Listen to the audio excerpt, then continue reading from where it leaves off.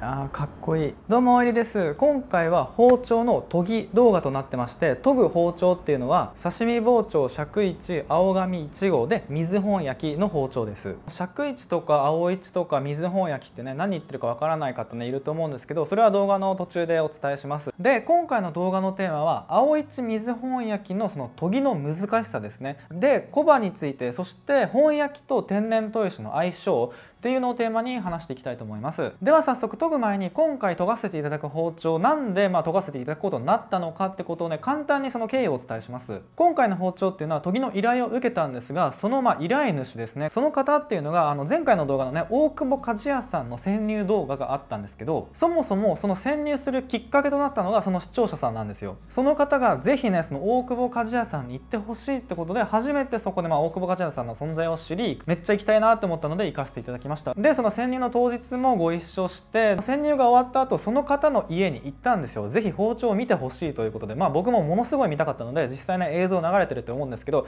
もうやばい人でした。もうすっごい包丁マニアなんですよ。実際にこの方はそのプロの料理人ではないんですよ。なんですけど本当にその包丁がもう大好き、もう中学生の頃からもう包丁にはまりだしたみたいで、とんでもない人ですよね。年齢もね僕より年下で、僕26なんですけど、僕よりねいくつか年下の方でした。で、いろいろ包丁を見せてもらって、ちなみにこの包丁たちまたね動画の後半でまた流します。いろいろね興味深いこともあったので、そちらも期待しててほしいんですけど、この見させていただいてる時にこの包丁です。今回はこちらの包丁を研がせていただきます。この包丁っていうのがこれ中川作青一水本焼きって書いてあるんですが、この中川作っていうのが僕がその初期に潜入した堺内刃物の中川さんですね。伝統工芸士、堺内刃物の伝統工芸士である鍛冶職人の中川さんという方がいて、その方が打った包丁です。で、見てわかる通りね、研ぎがこの方ものすごい上手なんですよ。上手なんですけど、なんかこの包丁のね切れがなんかちょっといまいちということで、ぜひおいりさんにね研いでほしいっていうことで依頼を受けました。ということで前置きはこんな感じなんですけど、早速研ぎ進めていきます。で、その途中でこの包丁の詳細をねさらに詳しくお伝えします。実際にね研ぐ前にこのように新聞カットを試させていただいたんですけど、これ見ると分かる通り新聞に入っていってないんですよ。つまりその刃がついていないってことなんですが、特に刃元側が刃がついてなくて、で切っ先側も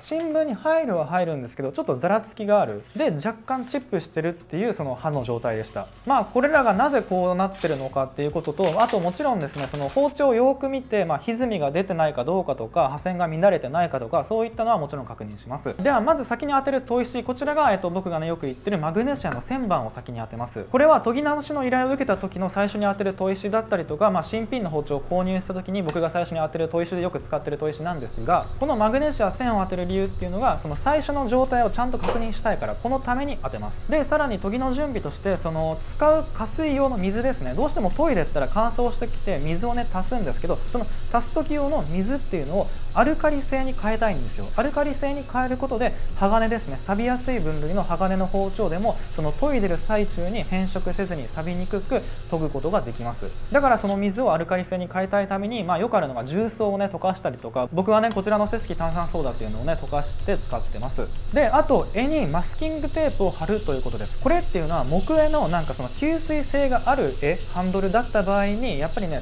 研いでる最中に研ぎ汁がその絵につくと、そのねすごい黒くなっちゃうんですよ。黒ずんでしまうので、それをね防ぐためにもテープなりでね覆って研ぐことをおすすめしてます。ではこちらですね、マグネシアの線で当て終わって刃の状態を見たところ、こんな感じでその刃元側の部分だけそのねやけに小刃が厚かったんですよ。ちょっと丸みも帯びてる感じで、それがその切れが甘いような状態になってましたね。で、この後の順番としてこの状態なんだなって確認できました。そしたらこの後人によっては粗砥石ですね、400番とかもっと粗い砥石を当てて、この小刃をね一回消し去るっていうね、この小刃がもう薄くなる状態まで、一気に研ぐって方もいると思うんですけど、粗砥石当ててしまうとその傷がねものすごい深くなってしまうんですよ。だから僕的には多少ね時間かかってもいいから、その1000番とかで研ぎ込んで結構薄くするまで研ぐってことを僕はします。これが小刃がもっと厚かったりとか、そのしのぎがねすごい乱れてたりとか、なんか結構そういう修正点が必要だった場合だったら、僕も粗砥石使って一気に仕上げるんですけど、もう元のこの切り刃の状態がもう綺麗すぎたので、そこまでやっちゃうとちちょっとその傷が深すぎてもったいないんですよ。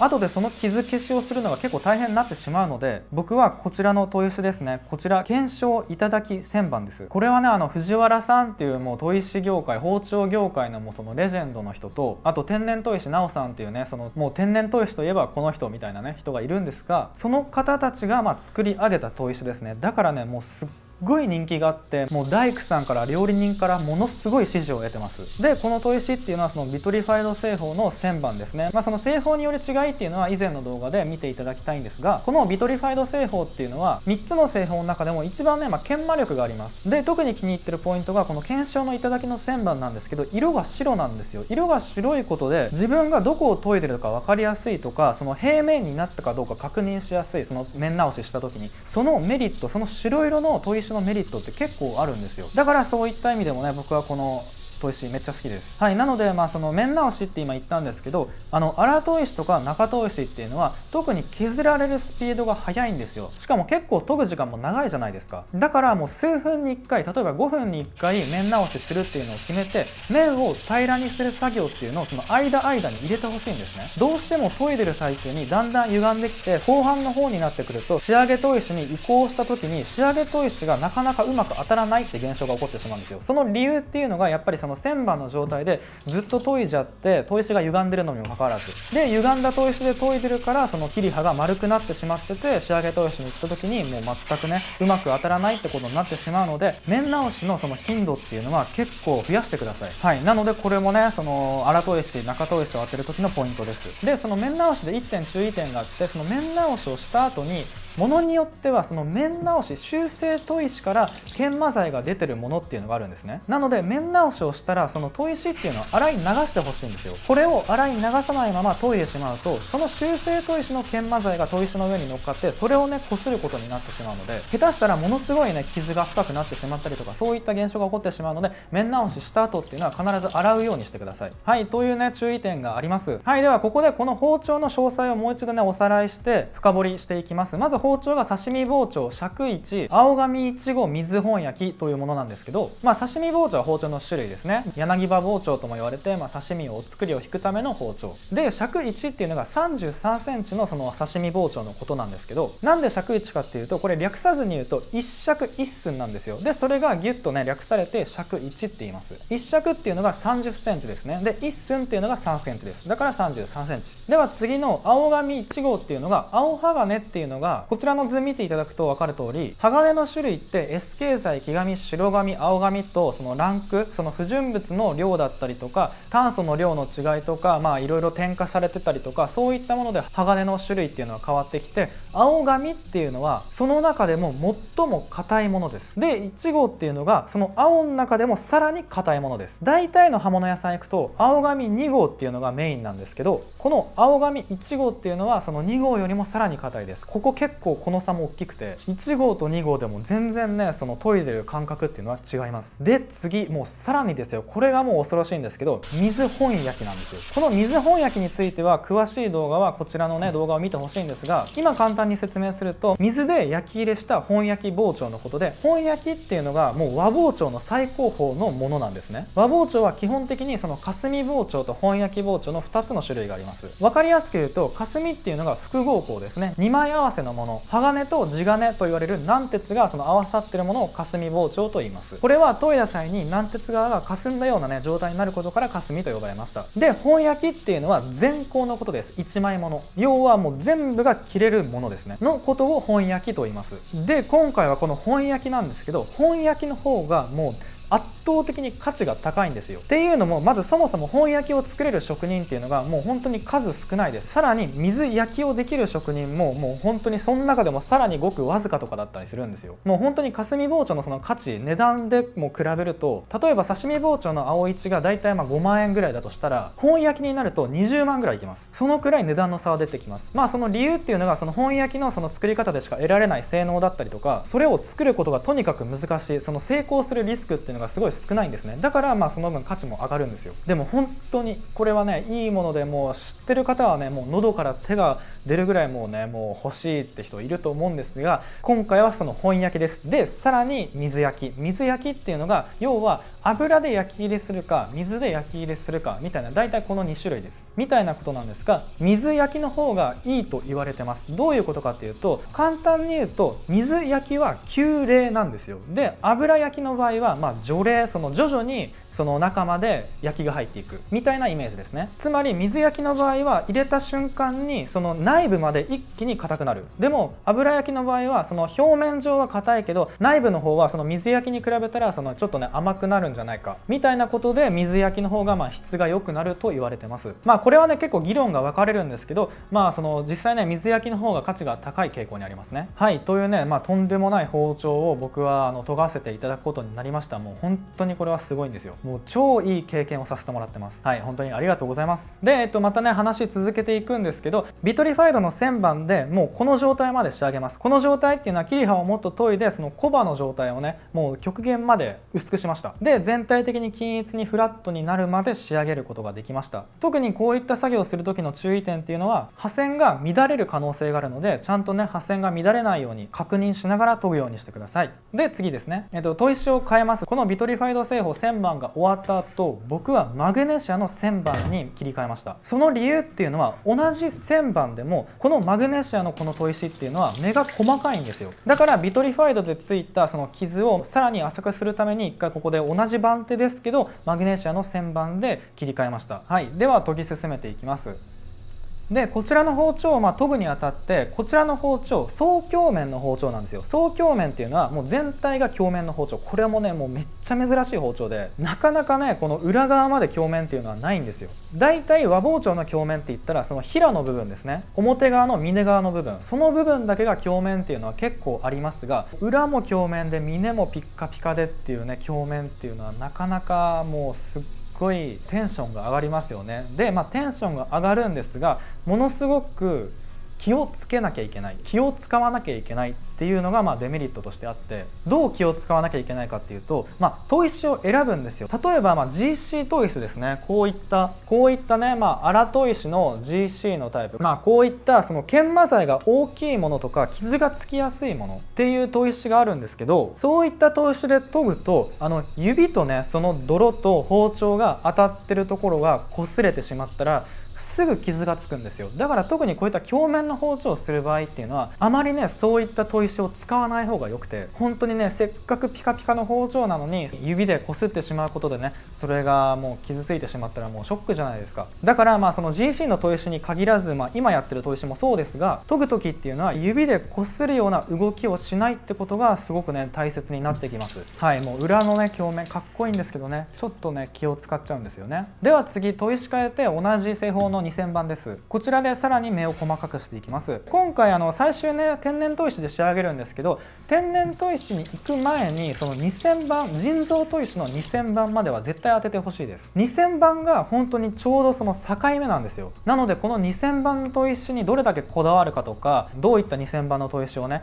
2000番砥石迷子の人も結構いるんですけど、この2000番ものすごく大事になってきます。はい、で2000番が終わりまして、次に天然砥石ですね。こちら中山吹田です。この天然砥石の説明をする前に、天然砥石って泥が出やすい砥石とか泥が全然出ない砥石ってあるんですよ。でもこの泥っていうのがものすごい大事で、泥を出して研ぐことでその天然砥石の特徴魅力っていうのを活かせるんですね。じゃあその泥の出し方、よくあるのがその白名倉砥石といって、名倉砥石をこすってそのね泥と一緒に研ぐっていうことが結構一般的だったりはするんですが、それってその名倉砥石の成分とその下の天然砥石の成分が含んだ状態の研ぎになってしまうんですよ。それはそれでもちろんいいんですよ。なんですけど僕はこの天然砥石のみのちょっと研ぎをしたいので、この泥出しの作業でくたびれた電着ダイヤモンド砥石を使います。このくたびれたっていうのが大事なんですよ。くたびれてないと電着ダイヤのその目が天然砥石の表面に傷をつけすぎて、その傷がついた表面と包丁が当たってしまうと包丁もちょっとその傷がつくんですね。だからその天然砥石の泥だけを出すような道具としてこのくたびれた電着ダイヤモンド砥石っていうのが重宝されて、非常にね大事な道具となってるんですが、実際よく泥出しで使われてる電着ダイヤの商品載せておきます。この商品を結構使ってくたびれさせてください。くたびれさせることでもうより良いね泥出しの修正砥石と変身しますので、はい、というくたかびれた電着ダイヤの紹介でした。ではこの天然砥石中山吹田について、中山っていうのは京都の砥石ですね。で吹田っていうのはその天然砥石っていくつか層があるんですけど、その中の吹田層と呼ばれるものです。でその吹田っていうのは結構細かいその仕上げの砥石ではあるんですが、その中でも研磨力があるタイプです。なのでその傷消し要因としても使えるし、本当にそれで仕上げちゃっても全然いい刃がつくし、この吹田っていうのはねものすごくもう大人気の万能の天然砥石です。はい、ではこのように砥石に当て終わりまして、もうこの時点でもうむちゃくちゃ綺麗ですよね。では次の天然砥石、こちら山は不明なんですけどレンゲ内曇りというものです。レンゲっていうのはこういったちょっと模様のことを言って、内曇りっていうのはその層ですね、内曇り層っていうのがあります。はい、では次鳴滝という天然砥石、こちらもちょっと鳴滝のどこの層とかっていうのは不明なんですけど、かなり細かい砥石でこの本焼きの包丁とも相性が良かったので僕はこれを研いでました。はい、では最後の天然砥石、大平苫江というものです。大平というのが京都の山の名前ですね。で苫江というのが苫江層です。この大平のね砥石もすっごく僕好きでね、結構その固めの砥石で泥も出やすい、ムラになりにくくて、この大きさもまたね研ぎやすいポイントの一つですよね。でこちらの砥石で仕上げましたら、最後に発強します糸刃付けというものですね。糸刃っていうのはその二段刃の中に小刃とか糸刃っていうものがあって、その違いっていうのは、小刃っていうのは結構厚めの二段刃、目に見えるような二段刃で、糸刃っていうのは極細の二段刃のことなんですけども、本当に糸のようにもう目に見えるか見えないかぐらい、そのくらい極薄の二段刃です。で僕がおすすめしてるのは刺身包丁に関しては糸刃がいいと思うんですよ。理由っていうのは硬いものを切らないから。で出刃包丁とか硬い食材に当たるものはその小刃です。小刃でも結構厚めな小刃をつけたりとか、そういった二段刃の使い分けをします。薄刃包丁とか野菜専用の包丁は、用途によってですね、かつらむき専用の包丁だったら糸刃でいいし、何か下処理する時、野菜の下処理が多かったりとか内物が多かったりした場合は小刃をつけたりとか、そういった使い分けをしてます。はい、ということで研ぎ上がりましたね。もう美しいですよね。もう本当にうっとりするんですよ。もうこのね本焼きのこの刃文、この刃文がねもうたまらないですよね。もう日本刀のような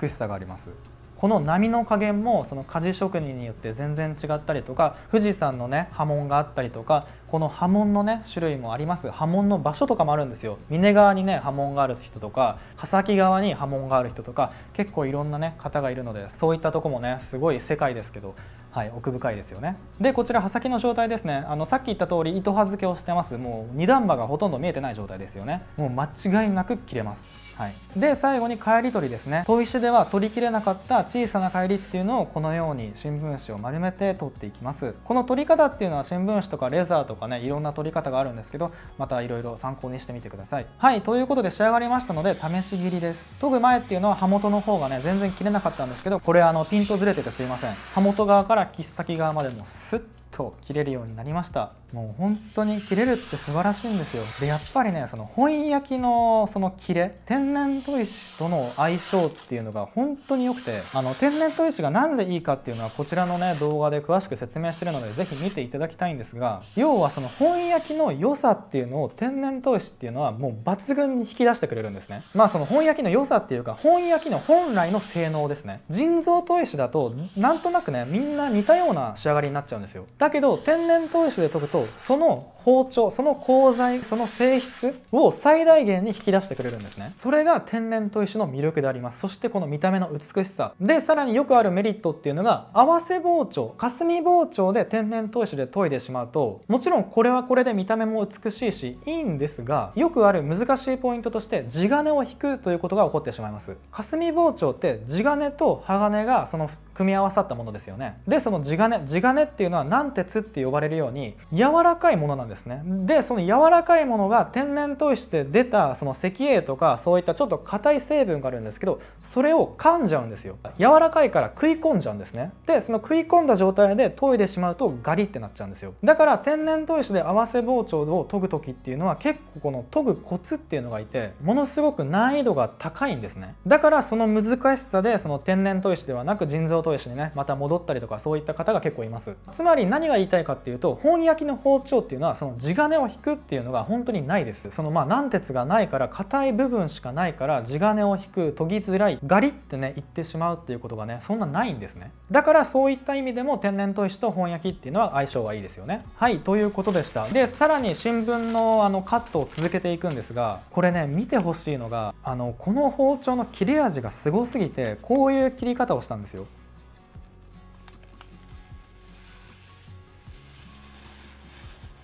もうこれすごくないですか？もうぜひこれ皆さんにチャレンジしていただきたくて、これできる包丁なかなかないと思います。ぜひ挑戦してみてください。はい、ということで気持ちよく研がせていただきました。本当にありがとうございます。最後に今回のポイントをまとめると、青一水本焼きっていうのがとにかく硬いんですよ。青ってだけで硬いし、1号ってだけでさらに硬いし、水本焼きってだけでもっと硬くなるんですね。だからとにかく硬くて研ぐのもね時間かかるんですけど、もう一度刃がついたらなかなか落ちないんです。本当にもう持続性が本当にいい包丁なので、特に刺身包丁の場合はめったに研がなくてもその切れ味っていうのはすっごい長続きします。でこれは切ってて思ったことなんですけど、その今回の包丁みたいにその硬すぎる包丁ってかけやすいって言われてるんですよ。衝撃に弱くなってしまうから。なんですけど、その鍛冶職人である中川さんの特徴なのか、その粘り強さ、人生ですね、粘り強さのあるような包丁でした。粘り強さっていうとちょっと難しいね、あんまりイメージつかないかもしれないんですけど、その切った時のその感触とか、まな板についた時の感触ってね、結構その粘り強さっていうのが大事で、ものすごい硬い包丁なんだけどかけにくいような、そんな粘りを持ったような包丁でした。でポイントの話続けると、その小刃についてですね、小刃の厚みの状態だったりとか、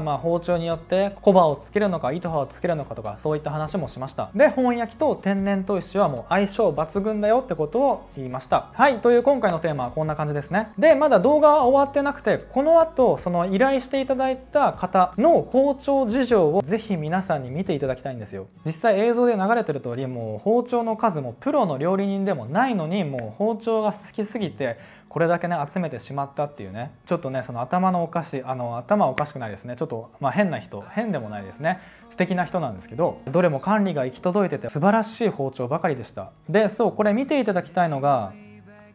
こちらその大久保鍛冶屋さんのそのペティナイフですね。これもね綺麗に研がれてましたね。で他にも三徳がねなぜか2本あったりとか、出刃包丁、刺身包丁とさらに本焼きもあと数本持ってますね。この方